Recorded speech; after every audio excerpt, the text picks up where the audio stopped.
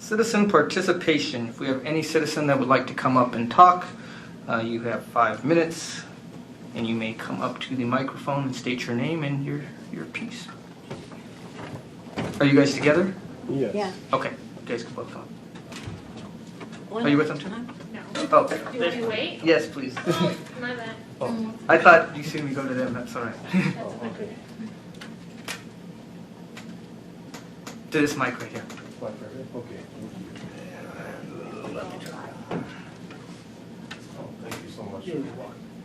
We're just here to mention a very dangerous, very belligerent dog and a very responsible owner.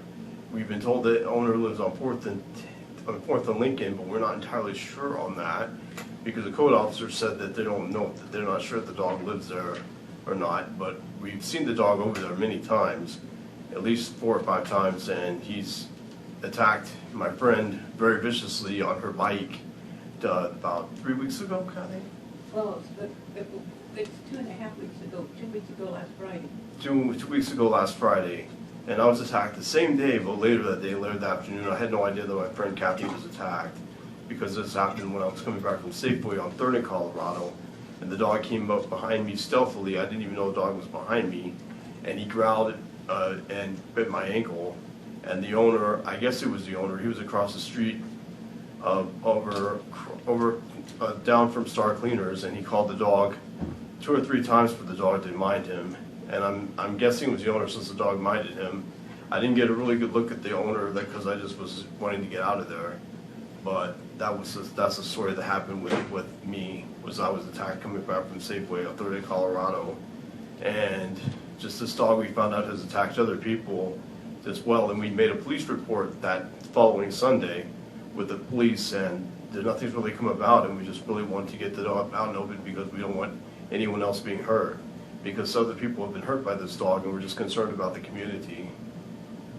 What was your name, sir? Oh, sure. I apologize. My name is Randall Chase LaRue. And what date was this? This date was April 28th. Rick, you looking at it? I'm writing that down right now. And he was spotted last Wednesday.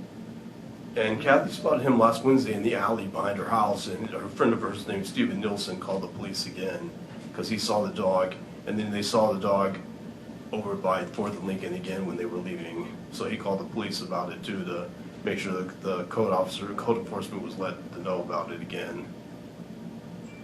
Have you touched base back with the police department after your initial filing? I did, ma'am. I called them, and I didn't get a response because she was out of the office. Laura Ranker was the one who gave us the case number and came out to meet us and talk with us. I tried calling her, but she was out of the office, so I left a message with her saying that we found out where we think the dog lives, and also that the code enforcement was saying that I talked with code enforcement that day. It was 2 days ago. No, it was last Sunday I talked with code enforcement, and they said they're looking for the dog. Thank you for that. You're welcome. Thank you, all of you. Thank you so very much. I'll Thank be you. checking it. Okay, thank you so very much, everybody. Thank No, you. thank you. Good to see you, Kathy. Same here.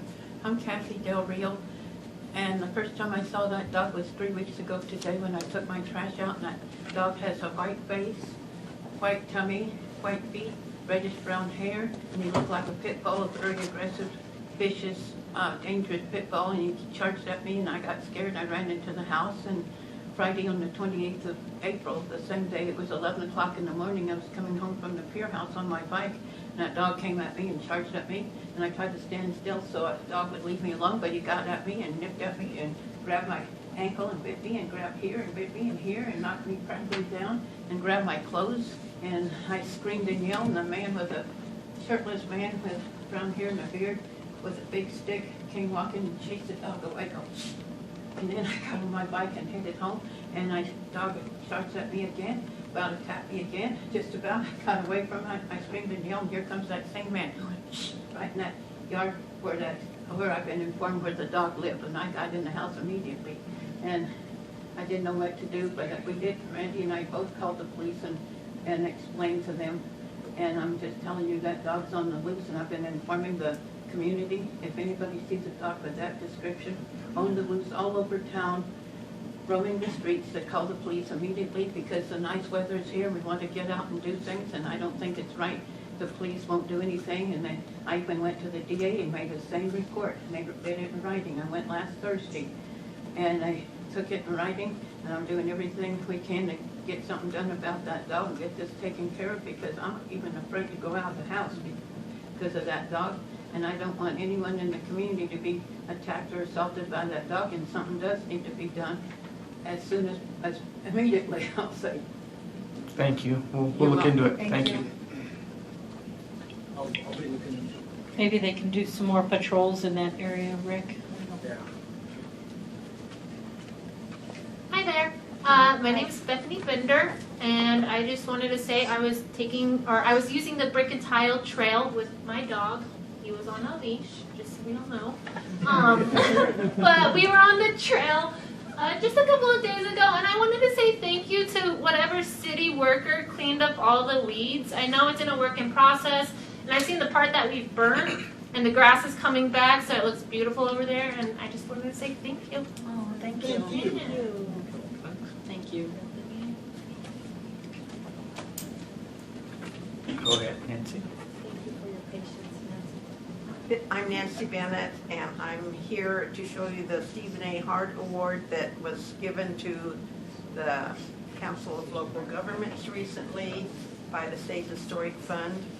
And we got it, it was a People's Choice Award, and we got it for our historic downtown survey, which I don't know if you've had a chance to read or not, but you would be amazed at the amount of information in that survey.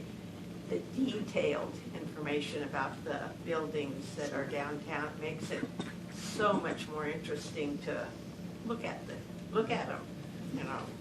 So Trevor Harrising and Daniel Horton and I went to Denver to pick the award up, and I saw Elaine not too long after we got it, and she said I should come show it to you, so here it is.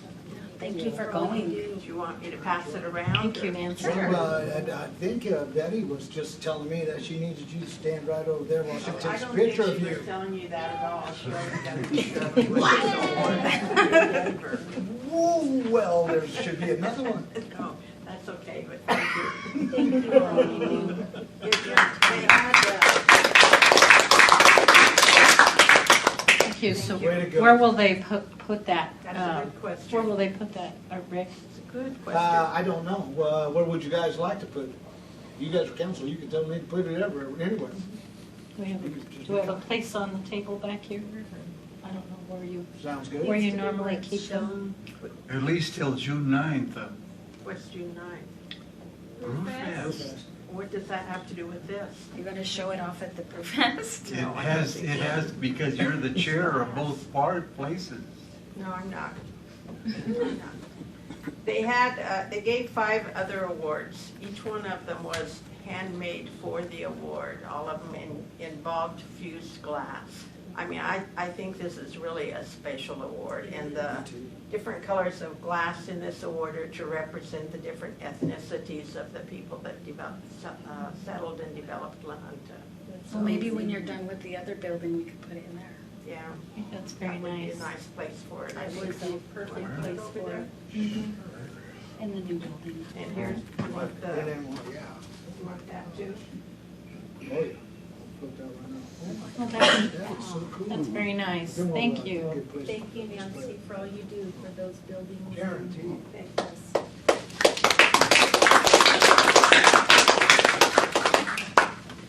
Any other citizen participation?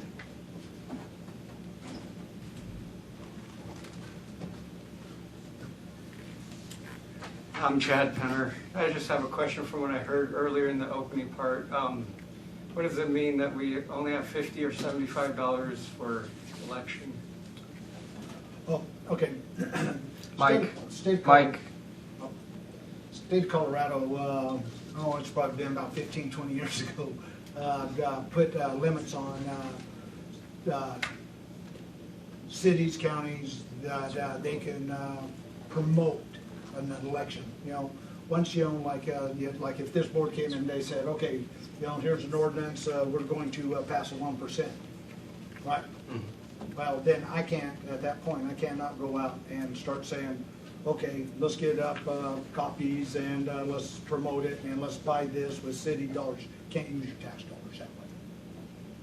Okay, so it's not like you have $50 to run a whole election or? No, 75? but you know, it's actually up It to, sounded as though. it didn't That's really- only for council. yeah, but it's, for the city, It's for what you're But- trying to promote? right. on the But, you know, ballot. like having open houses and stuff like that, what came into question was, we had this one deal that showing that, hey, this is all general fund money, and with pennies coming up to it, and Councilman Beal thought that was a violation. So it's something, it's money for the council to promote. Well, that's the max that they could spend taxpayers' dollars on. Is there a certain issue that's being spent on, or? Just Not yet, 'cause sales they haven't tax. done, Sales tax. yeah, but they haven't done an ordinance yet. But once they hit that, you know, which will be coming up here. Okay. But it's up to actually the citizens to get a committee and run it, and because it's our town, right? And it just, you know, what we're up against now is, what kind of town do you want? You want a town that has the quality of life stuff in it, or do you want one that we just do basic government services? So you're saying it's the citizens' job to start a committee for this? Yes, but, yes. And, you know, and I think the chamber is going to help run this. Yep. Yeah, Last I heard, yep. yeah. Okay. So, but once we hear, we're going to be announcing, you know, and. Where people can help out Where they if they can want help out, to. but they have passed an ordinance, you Okay, know, and stuff. all right. Hey, Thank you for explaining. That was great. Thank you. Because I'm Appreciate sure it. there was others that was one.